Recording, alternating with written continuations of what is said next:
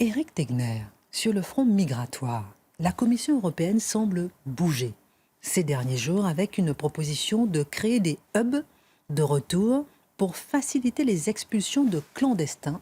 Qu'en est-il exactement ? Alors oui, Christine, ce soir, pour changer, je vais faire preuve d'un petit peu d'optimisme. Après des mois de discussion, en effet, évidemment sous la pression de l'opinion européenne, suite aux différentes élections, on l'a vu comment l'AfD et la droite en Allemagne ont pu progresser avec le thème de l'immigration.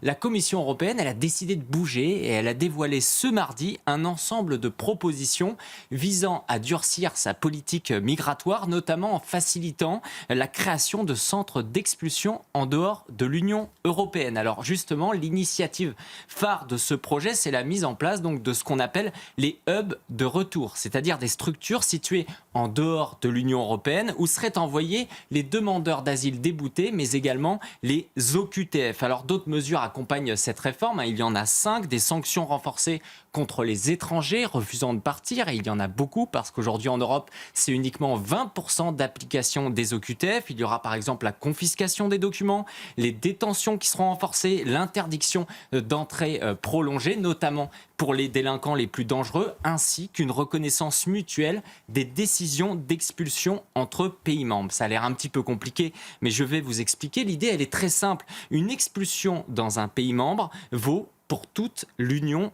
européenne. Si vous avez une OQTF en France et que vous allez ensuite en Espagne, vous aurez également une OQTF au nom de l'Union européenne. Avec ce formulaire, justement, finit un petit peu ce jeu de cache-cache avec des OQTF qui vont pouvoir se balader à travers l'Europe. Un ordre de quitter un État membre serait un ordre de quitter l'Union européenne. Alors il faut être juste, ce règlement migratoire dévoilé à Strasbourg, c'est sur le papier une bonne chose. On va globalement dans la bonne direction, il y a de bonnes idées. Mais avant, pour l'instant, on peut rester malgré tout dubitatif. En tout cas, on n'a aucune raison de faire confiance absolue à nos élites européennes. Il faut se rappeler comment, en France, la loi immigration votée en 2023 a débouché sur plus de régularisation de clandestins, notamment dans les métiers en flux tendu, ou comment le pacte asile-immigration, voté par l'Union européenne en 2024, qui voulait justement durcir et empêcher cette immersion migratoire, a débouché sur la répartition des migrants, la répartition forcée dans les différents pays, avec l'instauration, par exemple, d'une amende de 20 000 euros pour le pays qui refuserait souverainement d'accepter un demandeur d'asile. Alors, quand Magnus Brunner, qui est le commissaire européen, admet que notre système est défaillant, avec 4 expulsions sur 5 non appliquées, on acquiesce, mais on reste prudent. Alors ces hubs de retour font tout de suite penser à ce qu'avait proposé Giorgia Meloni, mais que la justice européenne avait bloqué sur demande de qui ? D'associations pro-migrants.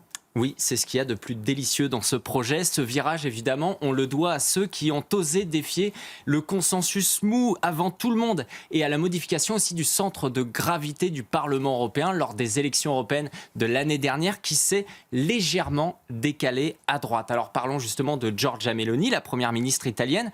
Dès 2023, elle avait proposé une idée visionnaire.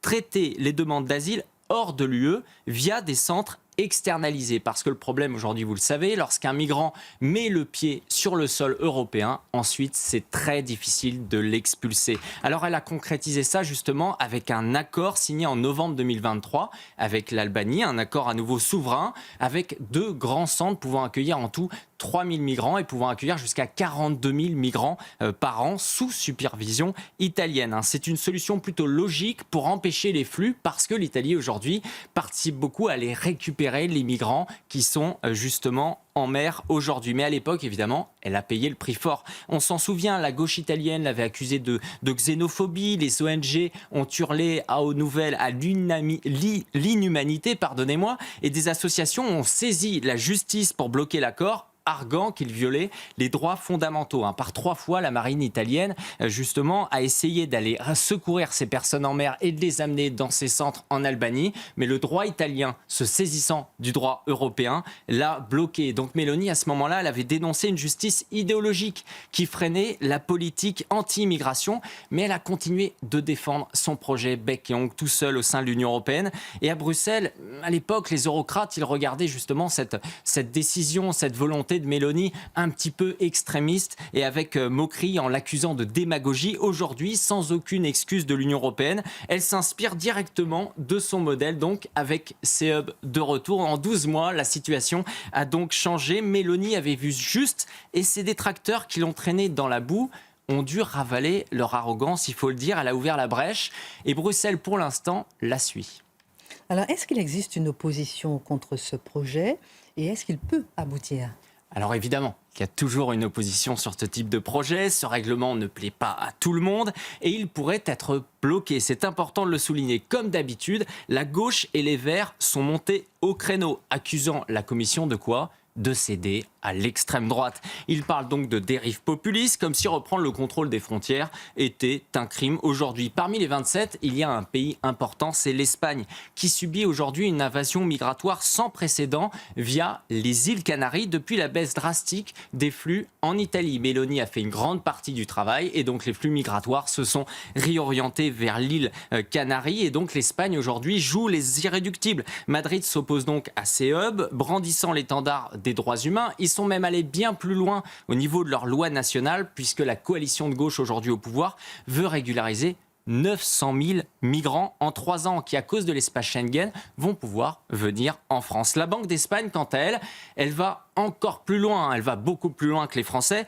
Elle demande 24 millions d'immigrés d'ici 2050 pour maintenir, d'après eux, le système des retraites. Alors pendant ce temps-là, les pays scandinaves, qui pendant longtemps étaient de gauche, ils ont changé, ils soutiennent le projet, ils sont conscients que le laxisme a assez duré. Et la France, dans tout ça, eh bien aujourd'hui, elle reste dans le flou. Le groupe Renew, qui est le groupe d'Emmanuel Macron au sein du Parlement européen, s'oppose à ces hubs et elle les qualifie de quoi ? Eh bien tout simplement d'être absolument populiste. Donc on verra bien ce qui va se passer sur cette mesure. Ça serait une bonne chose, mais ça ne changera pas tout. On peut citer Xavier Driancourt qui appelait notamment à la réforme de l'espace Schengen parce qu'on sait qu'aujourd'hui, si la France refuse un migrant dans son pays, ce migrant peut faire une demande au sein de l'Espagne et ensuite, grâce à l'espace Schengen, se rendre en France. Donc c'est un début, mais il ne faudrait pas que ça finisse comme les hotspots Gret de 2016 qui avaient été englués dans la technocratie. L'UE doit choisir, Christine, c'est la souveraineté ou le chaos.